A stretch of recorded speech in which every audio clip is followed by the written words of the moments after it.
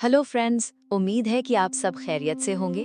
मैं हूं कीरा और आज मैं आप सबके कहने पर आप लोगों के लिए लाया हूं एक डोंगुआ।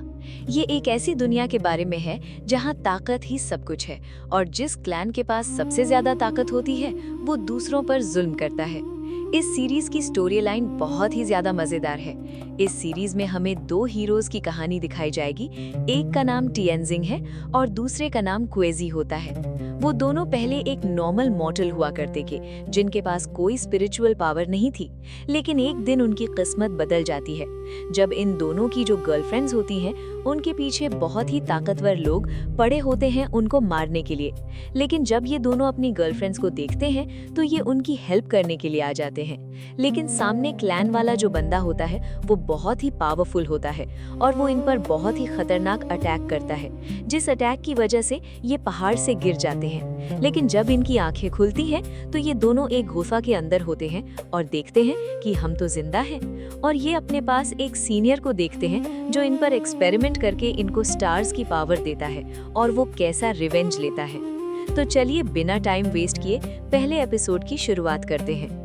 पहले एपिसोड की शुरुआत में हमें एक ग्राउंड का सीन दिखाया जाता है जहां पर बहुत से क्लैन के मेंबर्स जमा होते हैं हंटिंग कंपटीशन के लिए, जिनमें हमारे मेन हीरोज और उनकी गर्लफ्रेंड्स भी होती हैं। उनका नाम हमें नहीं बताया जाता, लेकिन सब उन्हें लॉर्ड कहते हैं। जिसमें जो लॉर्ड होती है वो क्वेजी को पसंद होती है और जिसने मास्क पहना है उसे टिएनजिंग पसंद करता है।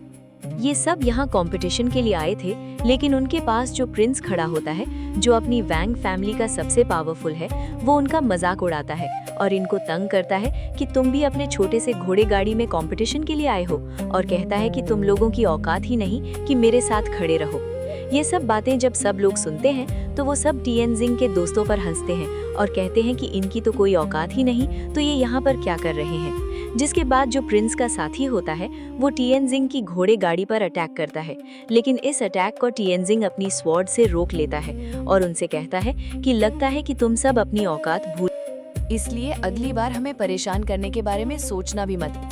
लेकिन ये सुनकर उस बंदे को बहुत ही ज्यादा गुस्सा आ जाता है और वो अपने बंदों से कहता है, ये तो हंटिंग कंपटीशन है, लेकिन इसमें हम जानवरों के बजाय इन 4 ह्यूमंस को हंट करेंगे।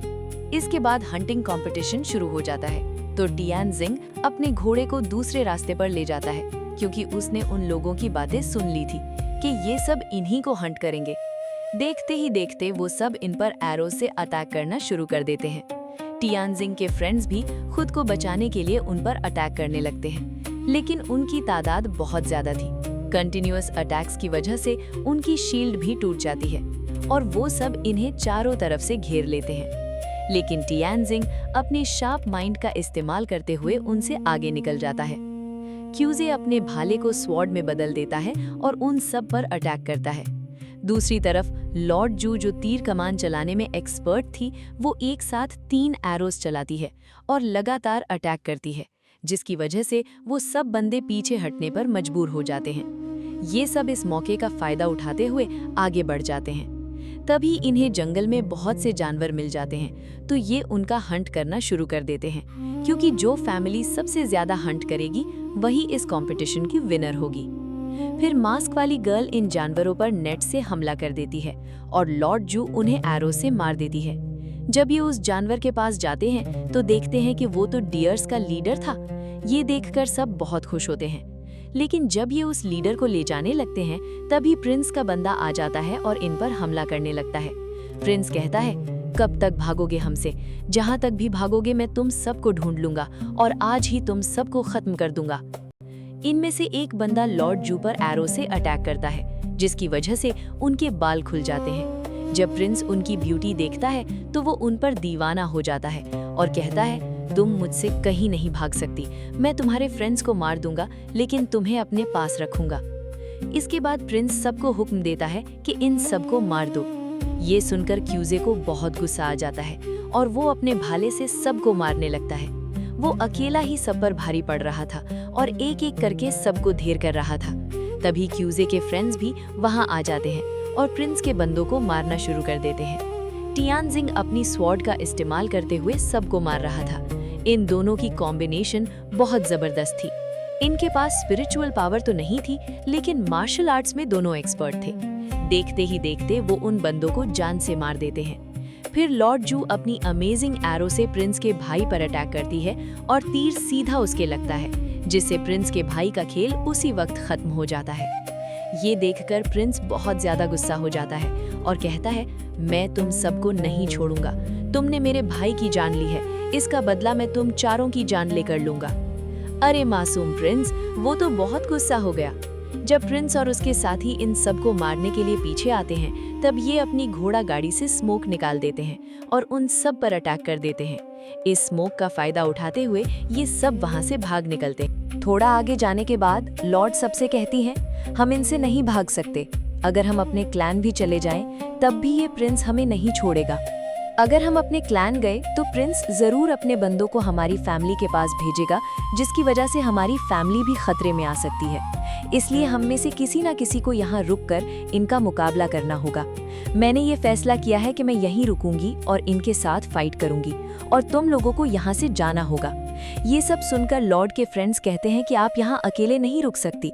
तो लॉर्ड इन सब से कहती हैं, मैं आप सबकी लॉर्ड हूँ, तुम सब मुझे ऑर्डर नहीं दे सकते। मैं लॉर्ड हूँ और तुम सबको मेरा ऑर्डर मानना होगा। जिसके बाद ये सब लॉर्ड की बात मान लेते हैं। इसके बाद लॉर्ड अपना टोकन क्वीजी को दे देती हैं और कहती हैं कि ये टोकन अपने पास रखो। तो क्वीजी वो टोकन अपने पास रख लेता है।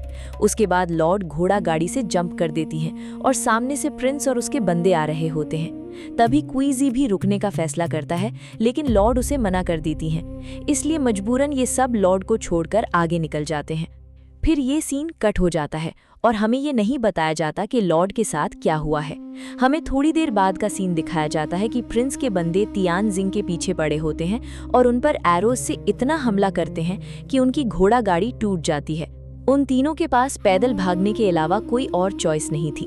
ये देखकर प्रिंस और उसके बंदे पैदल इनका पीछा करना शुरू कर देते हैं। तो क्वीजी अपने भाले स्पीयर से और तियानजिंग अपनी स्वॉर्ड से इनको मार रहे होते हैं, लेकिन उनकी तादाद में कोई कमी नहीं आ रही थी। एक के बाद एक आए जा रहा था। तो ये दोनों उन बंदों से फाइट करते करते उनके बीच में। इधर प्रिंस उस मास्क वाली गर्ल के पास आ जाता है और उससे कहता है कि तुम तो यहाँ पर अकेले हो, तुम्हारा बॉयफ्रेंड तियानजिंग तुम्हें बचाने यहाँ नहीं आएगा। अब मैं तुम्हारे साथ खेलूंगा, देखता हूँ तुम मुझसे खेलती हो कि नहीं। ये सुनकर वो मास्क वाली लड़की उस प्रिंस का गाल लाल कर देती है, यानी कि चाटा मार देती है। ये देखकर प्रिंस बहुत गुस्सा हो जाता है और वो उस लड़की से कहता है कि मैं अब तुम्हें नहीं छोड़ूंगा, मैं तुम्हें जान से मारूंगा।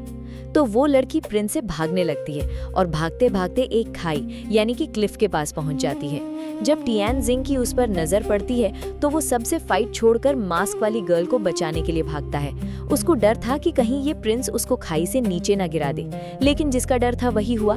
उस प्रिंस ने लड़की को खाई में धक्का दे दिया और वो खाई में गिर गई। तियानजिंग उसको पकड़ने के लिए खाई के पास आता है, लेकिन वो लड़की उसके हाथ नहीं आती। तियानजिंग को बहुत अफसोस होता है और वो कहता है कि अगर मैं टाइम पर आ जाता तो मैं उसको बचा सकता था, मैं ही लेट आ गया। तभी प्रिंस के बंदे आकर तियानजिंग को पकड़ लेते हैं और दूसरी तरफ क्वेजी भी फाइट करते करते बहुत थक चुका था, तो एक बंदा उसको पीछे से मारकर पकड़ लेता है। अब तियानजिंग और क्वेजी दोनों बंदी हो चुके थे। इसके बाद वहां पर प्रिंस आ जाता है और उनसे कहता है कि तुम्हारे दोनों फ्रेंड्स तुम मार चुके हैं, अब तुम दोनों की बारी है, अब मैं तुम दोनों को भी जिंदा नहीं छोड़ूंगा। लेकिन जैसे ही प्रिंस उनको अपनी स्वॉर्ड से